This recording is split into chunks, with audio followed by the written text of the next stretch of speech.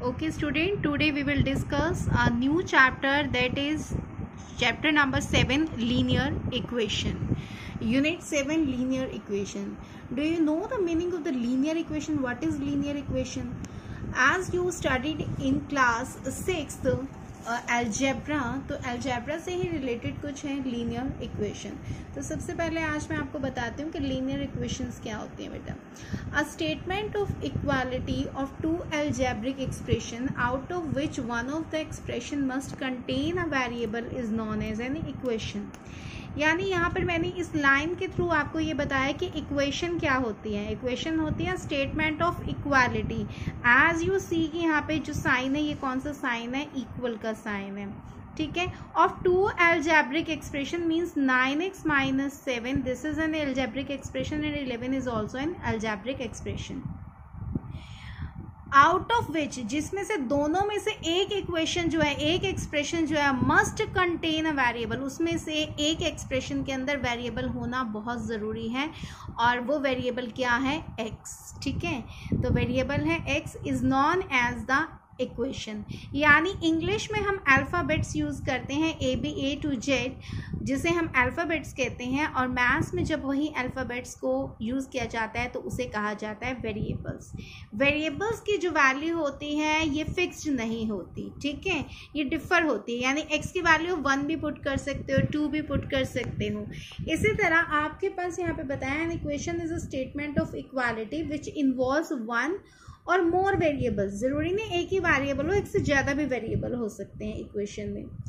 Every equation has two sides, दो sides होती हैं. देखिए, this is the left hand side and this is called a right hand side. ठीक है.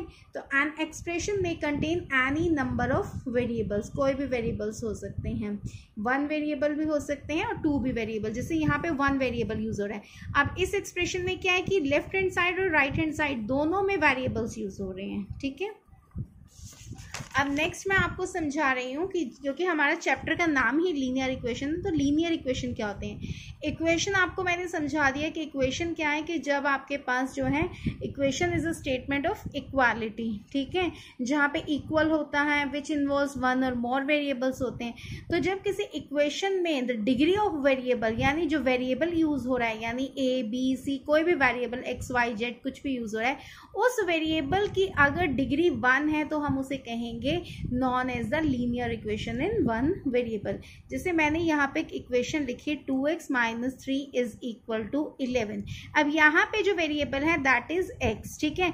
अब इसके डिग्री का मतलब है इस वेरिएबल की पावर. इसकी पावर अगर 1 है तो this is called a linear equation. अगर यहाँ पे मैं एक्सप्रेशन कुछ ऐसे लिख देती आपके पास, या कुछ ऐसे होता, तो आपके पास यहाँ पे वेरिएबल की पावर कितनी है, 2, यानी 1 नहीं है. 1 नहीं है तो this is called a quadratic equation. ठीक है. But we are discussing the chapter linear equation. तो लीनियर इक्वेशन बता दिया कि डिग्री वेरिएबल की कितनी होनी चाहिए, 1 होनी चाहिए. ठीक है. आपने इस चैप्टर में अलजेब्रा, जैसे क्लास 6 में आप स्टडी करके आए हो कि अलजेब्रा, तो मैं आपको बता दूं कि अलजेब्रिक एक्सप्रेशंस क्या होती हैं. Combination of variables, constant and mathematical operation to get an algebraic expression. यानी जिस एक्सप्रेशन को, अलजेब्रिक एक्सप्रेशन के लिए हम अगर वेरिएबल्स को यूज़ करें, कांस्टेंट्स को यूज़ करें, या मैथमेटिकल ऑपरेशन को यूज़ किया जाए, तो उसके कॉम्बिनेशन को कहा जाता है algebraic expression. The value for an algebraic expression depends upon the value the variable. यानी वेरिएबल की वैल्यू पे डिपेंड करता है कि आप क्या ले रहे हैं. ठीक है. जैसे कि आपको मैंने यहाँ पे एक इक्वेशन लिखी थी, this is an algebraic expression. ठीक है. अब इसमें क्या है, it is a combination of variable. This is a variable, combination of constants. ठीक है. तो कांस्टेंट टर्म क्या होती हैं, जिसकी वैल्यू फिक्स्ड होती है. जैसे इसकी वैल्यू फिक्स्ड है 3, तो इट इज फिक्स्ड वैल्यू. ठीक है. अब इसमें वेरिएबल की वैल्यू फिक्स्ड नहीं है. आप वेरिएबल की वैल्यू 1 भी ले सकते हो, 2 भी ले सकते हो, 3 भी ले सकते हो, कुछ भी आप वैल्यू ले सकते हो. ठीक है. तो इट डज नॉट फिक्स्ड. ठीक है. It is fixed. तो कांस्टेंट वो होती है जिसकी वैल्यू जो होती है वो फिक्स्ड होती है. ठीक है. तो आपको मैं दोबारा एक बार, वैसे तो आप ये क्लास 6 में स्टडी कर चुके हो कि वेरिएबल्स क्या होते हैं, कॉन्स्टेंट्स क्या होते हैं, फिर भी आपको बता दूं कि वेरिएबल्स क्या है. वेरिएबल्स आर द लेटर्स और the symbols use to represent numbers. Example A B C जैसे कि हैं, they do not have fixed values. और कॉन्स्टेंट्स क्या होते हैं, जिसकी वैल्यू न्यूमेरिक वैल्यू फिक्स्ड होती है. जैसे 100 तो 100 ही वैल्यू रहेगी. 2 3 -3/5. अब इसी से रिलेटेड आपके पास कुछ क्वेश्चंस हैं एक्सरसाइज 7.1 के. तो फर्स्ट क्वेश्चन है कन्वर्ट स्टेटमेंट टू इक्वेशन.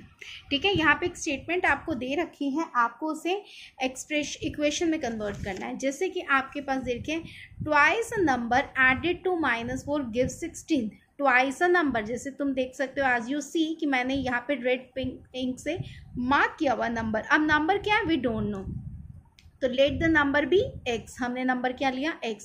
अब ट्वाइस अ नंबर, तो ट्वाइस का मतलब 2x. नंबर को 2 से मल्टीप्लाई.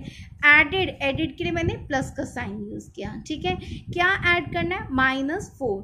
गिव्स का मतलब इक्वल 16. तो 2x प्लस माइनस माइनस, तो इक्वेशन आपके पास क्या बनी, 2x - 4 इज इक्वल टू 16. इसी तरह आपके पास है जैसे 1/3 of a number subtracted from 4 gives -2. ठीक है, अब 1/3 ऑफ अ नंबर, अब फिर नहीं हमें नंबर पता, तो let the number be x. Number हमने क्या ले लिया, x ले लिया. ओके, अब नंबर हमने लिया यहाँ पर x.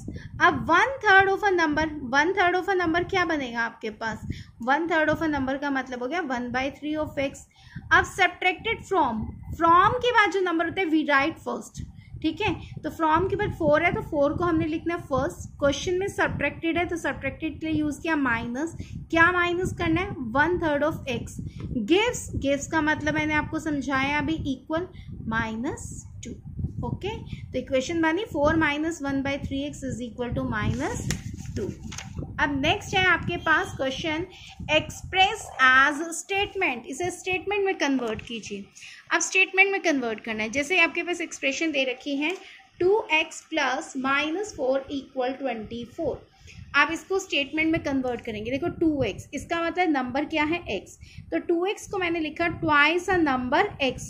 ठीक है, क्योंकि यहाँ पे हमने नंबर x लिया है. Twice a number x.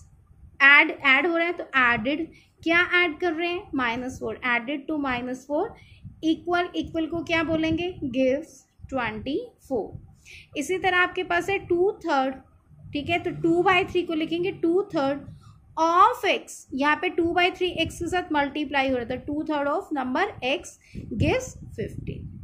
The next question, next topic is the very important topic, trial and error method. अब ये मेथड क्या होता है, जैसे मैं आपको एक बंच ऑफ कीज दे दूं बेटा और मैं कहूँ कि open the door, open the lock.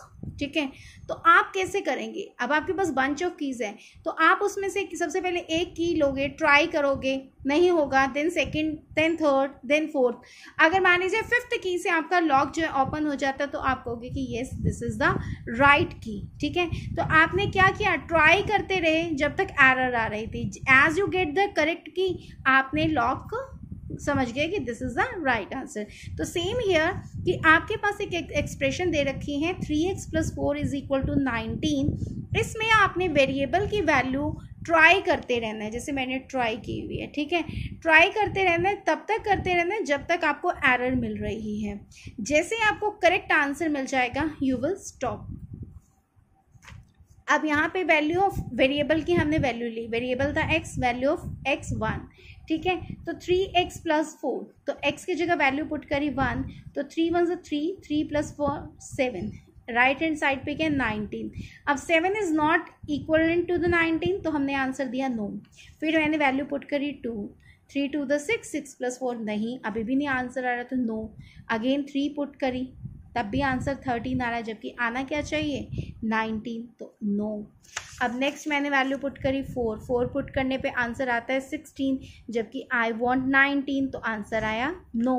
लेकिन as I put the value 5, ठीक है, तो 5 पुट करते ही मेरा लेफ्ट हैंड साइड पे भी 19 आ गया और राइट हैंड साइड पे भी 19 आ गया. तो मैंने क्या लिखा, yes it means we find the value of x is 5. ठीक है, सेम हियर नेक्स्ट आपके पास दे रखा है जैसे y + 3 = 5.